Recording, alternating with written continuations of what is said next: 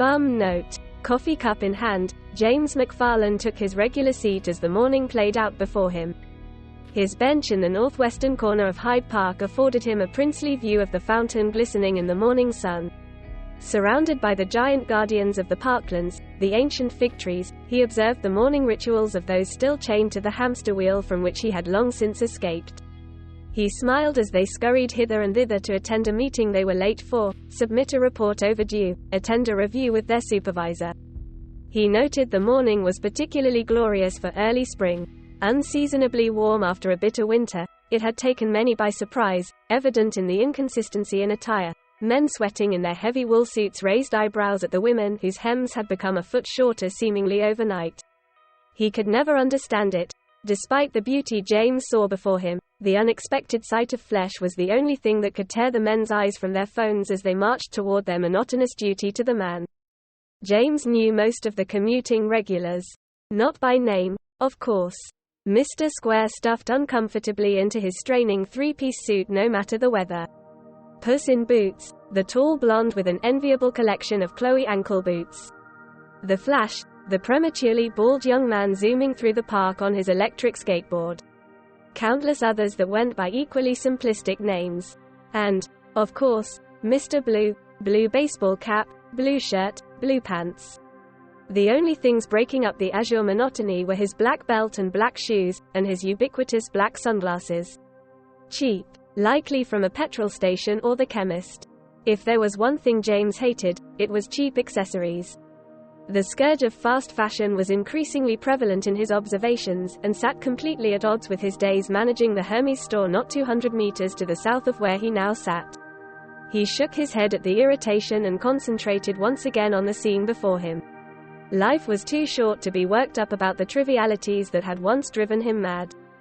He smoothed the hair over his ears. She'll be here soon. Here was the first group of tourists assembling beneath a banner held aloft by the guide, enlightening them with origin tales of the fountain, the grand cathedral behind them, the sparkling city before them, into which they would faithfully trail. There was Benji, the amateur pianist from Peru, assembling his keyboard and speakers. The busker responsible for coating the parkland soundscape with cumbersome interpretations of classical standards. James had a good ear and estimated Benji had been an enthusiastic student, but had only learned to play by repetition. To play by heart was another skill entirely. James checked his watch, a $10,000 Hermes gifted to him for 20 years of exceptional service. While he'd loved every precious second of that job, in the end he'd been glad to be rid of it. The products were gorgeous, objects worthy of praise, to be sure. But the people, the vacuous, soulless entities that swanned in and through the store despising him as a lowly servant to their incalculable wealth. Them he would not miss. And his boss, Peter. Piece of shush. No, James. It's not polite to speak ill of the dead. 8:57. 6 minutes to go. He took a deep, satisfied breath the way a manager touring his factory floor might do as he witnessed all the elements of his enterprise moving in harmony. Jimmy, said Chuck as he took a seat beside him. Don't worry, I'm not staying. I just wanted to say good morning. Sorry, Chuck, James replied, embarrassed his anxiety was so blatant. She'll be here any minute. I know. I'll be long gone. You well? James asked, checking his watch. Not bad for an old fella. James laughed. He was 47 this year, while Chuck hadn't even turned 30. What's news? The Blues beat the Falcons 35-32 in overtime, France beat Ireland in the World Cup, Chelsea and the Gunners played a 0-0 draw, and Marsh got suspended again for beating up his wife. Chuck was James' sports guy. He was late this morning but at least he was brief. Those league fellas, James said shaking his head. When will they ever learn? It's a mugs game. Expect to attract mugs, Chuck replied, rising to leave. Anyway, you well? Can't complain. And if I did, no one would listen. Chuck laughed, slapped James on the shoulder and walked off into the thickening crowd. In the distance, the central tower bell tolled 9 o'clock. 3 minutes to go. James smiled at a little Chinese girl who had perched in front of him as her parents took photographs of the fountain.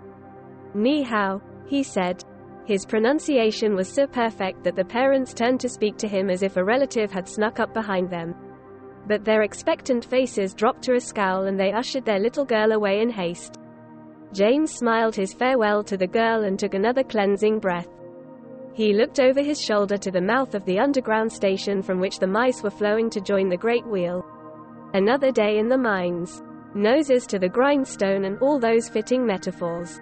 The cave from which she would emerge.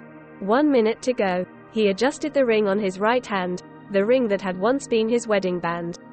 The only other piece of jewelry he permitted himself to wear. A man should wear only 2 pieces of jewelry, he used to say to his friends who'd ask his opinion on some gaudy bracelet, a necklace, or god-awful signet ring. A quality watch and a wedding band. Alice had been a good wife. Too good for him. But the children had sucked the adventure from her and the spark that he had followed like a proverbial star across the oceans had faded and died. You're the real piece of shit, James. An affair with the boss's wife? What a tiresome cliché. But it wasn't his fault. If Peter hadn't been such a revolting man, hadn't repeatedly cheated on Charlotte, she never would have taken Jimmy out for that drink to unload. The drink had always gotten the better of him, too. The gin brought him undone. And Charlotte was so fiery. Her volatility was as intoxicating as their secretive after-work drinks in the underground bar. He'd known from their first covert meeting she spelled his downfall. Like a siren upon the rocks, her wild spirit sang to him and called him to adventure. Over 20 years at the store and you forget about the backroom cameras? You deserve to get caught, you imbecile. He slapped his cheek and wiped the tear before it fell. She would be here any second. James looked again to the train station's exit and watched the commuters' numbers swell. The 9:02 had been on time as usual. He steadied his bouncing foot. The great horde flowed from the station's mouth and leaked out through the park.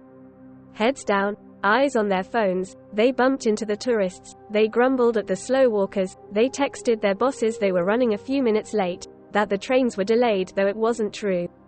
I'm in the office, darling, one man said into his phone as he was striding through the park. James recognized the deception in the man's face. He empathized with the guilt undoubtedly racking his guts. Guilt that consumed him but not strongly enough to confess to his affair. Then again, maybe the man was only telling a white lie, hiding his true location because he'd spent the morning organizing a surprise for his wedding anniversary. You're projecting again, James. And then she was there. Jimmy's heart exploded into a gallop and his mouth went dry. She was the only woman from whom he'd experienced the physical weakening of the knees. Before he saw her, he thought it was simply another untraceable idiom. But the first time she'd smiled at him, he'd had to take a seat immediately.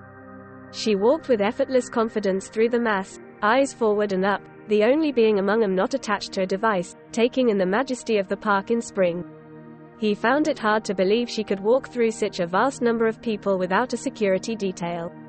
This morning she wore a cream silk blouse, a high-waisted skirt in brilliant red, strappy Louboutins and her silken brunette hair tamed by a black and gold Gucci scarf. Over her shoulder, she carried a tan leather messenger bag whose designer he couldn't place, and he was intrigued to know what documents she contained therein. In 20 seconds she would be here. He'd ask her then if he could summon the courage to say more than 2 words to her. Perhaps he'd walk her to the office. He'd buy her a coffee. Macchiato, he'd say. How did you know? She'd smile, placing a hand on his arm, and he'd be glad of the support of the counter lest he collapsed to the floor. The click of her heels was audible now as he looked up from his coffee cup and he prepared his smile. The one that said, "What a pleasant surprise to see you, and hopefully not, I'm a lecherous creep whose entire world is a single devotion to seeing you each morning." Her confident strides toward him were slowing now. She unfastened the flap on her satchel as she walked. Her hand slid inside her bag, which he could now see was vintage, and her skin appeared more tanned than last week. Had she been overseas? Who had she been with? His eyes searched achingly for her left hand, which finally emerged from the bag, mercifully absent an engagement ring, clutching a black Chanel wallet. She unzipped it as she took the final steps toward him. James couldn't breathe. Her business card. She removed from her wallet a piece of paper. A handwritten phone number. He desperately hoped there was a doctor in Hyde Park this morning as, shortly, he was going to require resuscitation. A smile bloomed across her scarlet lips and from her exquisite mouth she uttered, "Good morning," as she extended the paper in her hand toward him. His world slowed and muted, the only sound his heart quickening further. He smelled her perfume and thought he might die if her hand were to touch his. He closed his eyes in anticipation of their contact. But it never came. Her perfume faded, the sound of her heels dissipated, fading to silence below the SSHHHH of the fountain. Benji played a bum note and broke the spell. James opened his eyes and watched her figure recede through the park. Past the sparkling fountain, under the great arms of the fig trees, she walked and disappeared into the crowded shadows. James sat back down on his bench and exhaled, the stink of stale booze on his breath. He looked down at his filthy hands. His prized watch, its face smashed long ago in a struggle with another homeless man, held together with electrical tape. In his tattered paper coffee cup now sat a crisp $10 note. He looked up to see if he could catch a final glimpse of her, but she was gone for another day. It was then that James noticed the Chinese couple talking with Mr. Blue. The mother held the daughter's hand and pointed back at James with the other. Mr. Blue placated them with gesticulations suggesting the woman needed to calm down, that he would handle it. Mr. Blue walked across the park to James and sat down. "Jimmy," he said, peeling away his sunglasses. James didn't reply. "Did you say something to that little girl?" "I said ni hao." "Yeah. Well, her parents didn't appreciate it. I'm not allowed to talk to people now?" "Come on, Jimmy. I let you stay here as long as you don't cause trouble, but if I get complaints, I have to ask you to move on." "You know that." James sighed. "Yes, officer." From his coffee cup, James emptied the $13.50 into his hand, pocketed it, and rolled up his sleeping bag. As he listened irritably to Benji's hurried rendition of Debussy's Clair de Lune, he always played it too fast. James trudged toward the train station and disappeared into its mouth.